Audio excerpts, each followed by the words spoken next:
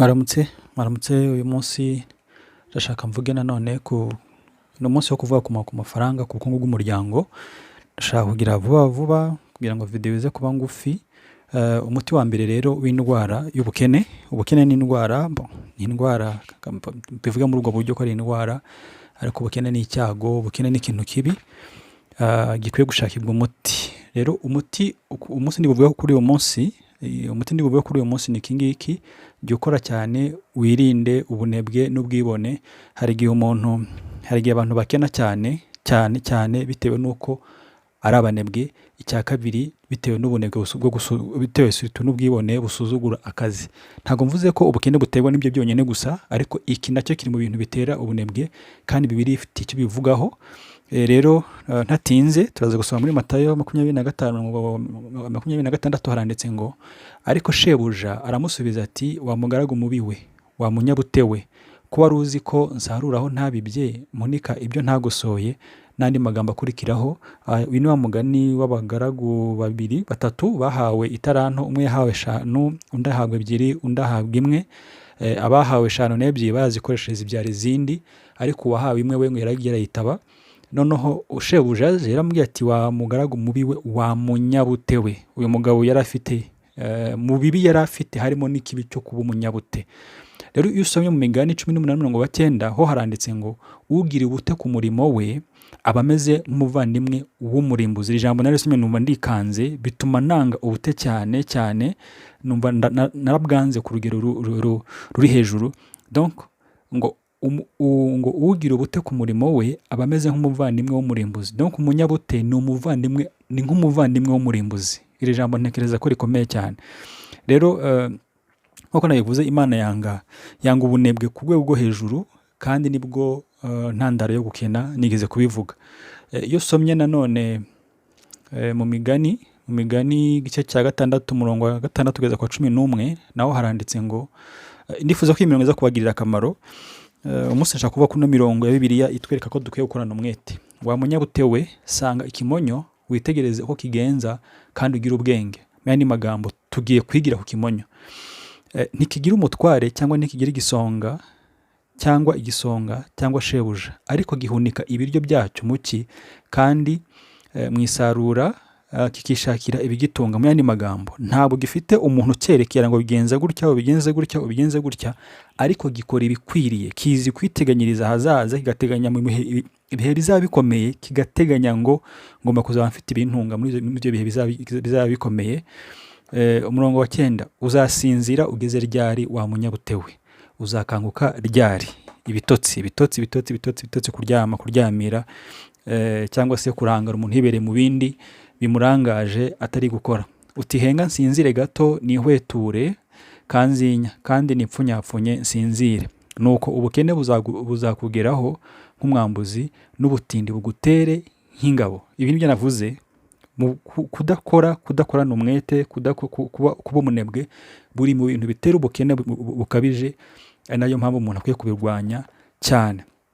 Iyo usomye mu Migani nanone igice cya 10 uhereye ku murongo wa 5 kugeza ku wa 6 handitse ngo: ukoresha ukuboko kudeha azakena, ariko ukuboko k'umunyamwete gutera ubukire. Donc umuntu ukora adashizemo akabaraga, agakorana ubute, uyu azakena. Ariko ukorana ngo umwete, ngo ukuboko k'umunyamwete gutera ubukire. Usarura muki ni umwana ufite ubwenge, ariko uryamira mu isarura ni umwana ukoze isoni.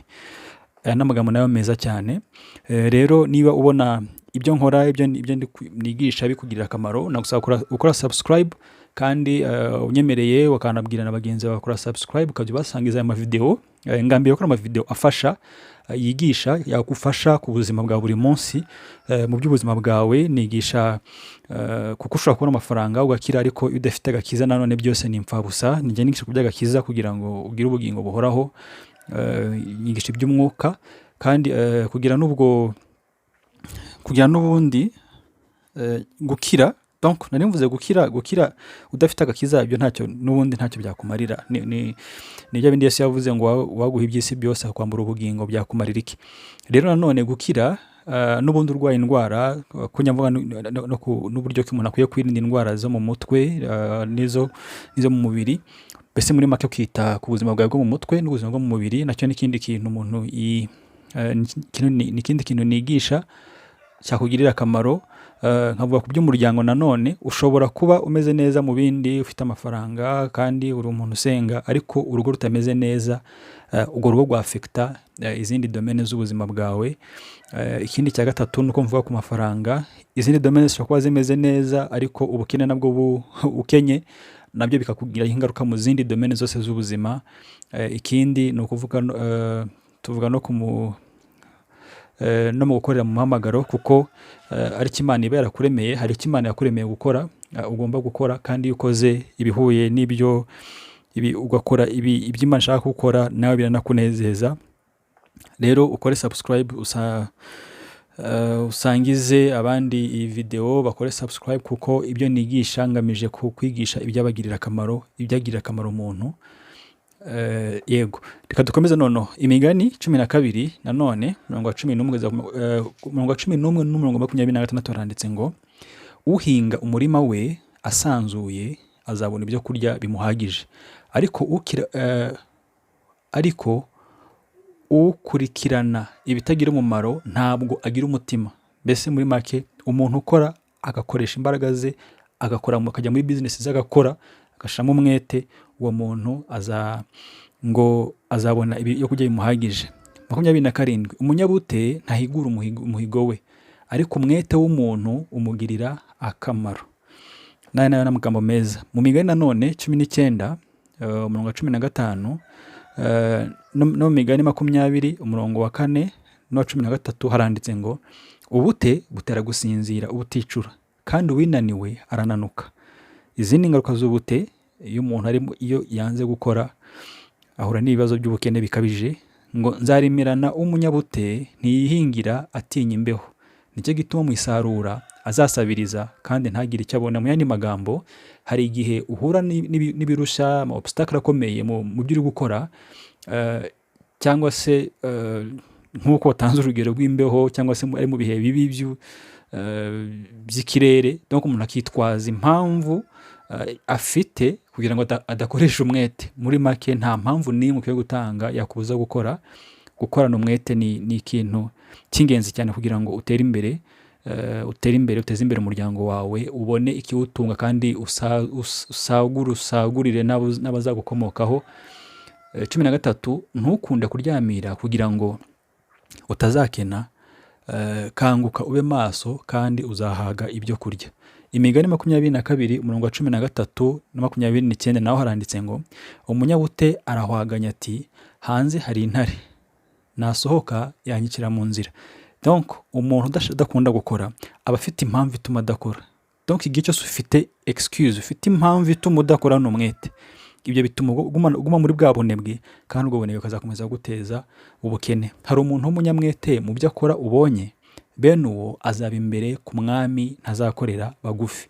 Umuntu ushira umwete mu byo akora, akabikorana umwete, byanze bikunze azakomeza azamuke ajye hejuru, kandi bizamugirira akamaro, azaba umuntu ukomeye. Niko Bibiliya ivuga. Ntabwo ari amahame juste y'abantu wenda batazi na Bibiliya gusa. Umuntu uwo ari we wese, nangwa kuba wizeye Bibiliya, umuntu uwo ari we wese wubahiriza aya mahame ya Bibiliya, agakorana umwete, ibyo akabikorana umwete, akabikora akiranutse, byanze bikunze atera imbere. Imigani 24 34 haranditse ngo, nanyuze ku murima w'umunyabute no ku ruzabibu rw'umuntu ubuze ubwenge, nasanze hose ari amahwa, hose ifurwe yarahazimagije, kandi uruzitiro rwaho rw'amabuye rwarasenyutse. Nuko ndebye mbyitegereza neza, mbibonye mbikuramo gusobanukirwa. Uti henga nsinzire gato, nihweture, kanzinya kandi nipfunyapfunye nsinzire. Uko niko ubukene buzagufata nk'umwambuzi, n'ubutindi bukagutera nk'ingabo. Aya magambo nta kintu kinini nibiyavugeho, arasobanutse, uze gufata umwanya yasubiremo. 26 haranditse ngo, umunyabute arahwaganya ati, mu nzira hari intare, ni ukuri iri mu nzira nyabagendwa. Nk'uko urugi ruhindukira ku mapata yarwo, niko umunyabute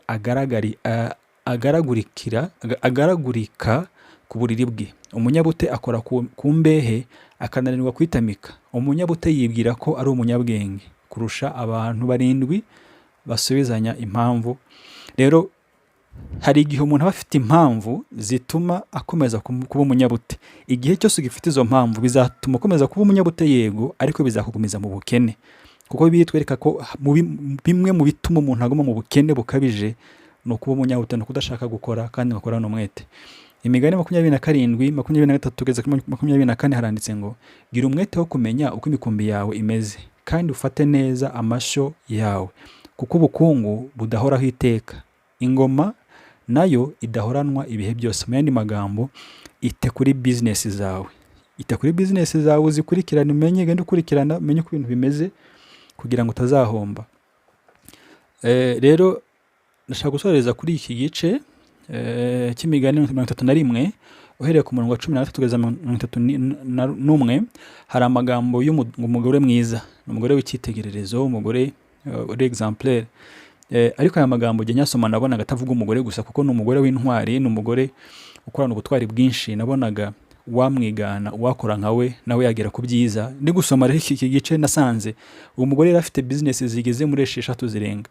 Yari umugore ukora cyane. Rero nagusaba ko uza gusoma kino gice uzome witonze cyane, kirakugirira akamaro, kandi noneho uzigane uyu mudamu. Reka ngisome noneho nze nsoze. 13 ngo ashaka ubwoya bw'intama n'imigwegwe, anezezwa no gukoresha amaboko ye. Ubwoya bw'intama n'imigwegwe, urumva iyo ni business ivamo.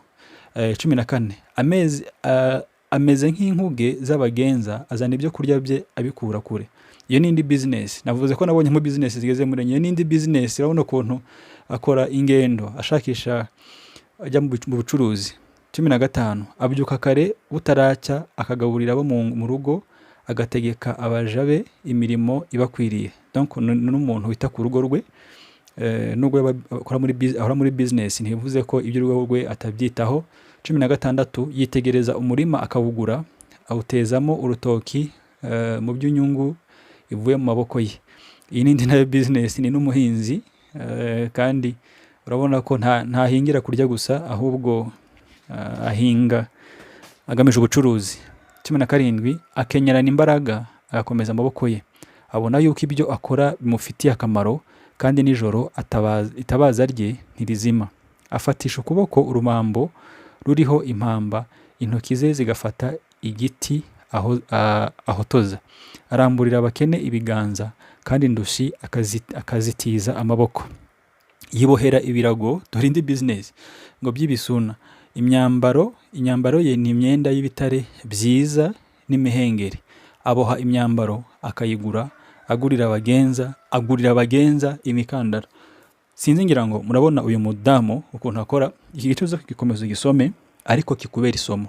Umuti wa mbere kugira ngo uve mu bukene, icyo ukwiye guheraho ni ugukorana umwete cyane cyane cyane.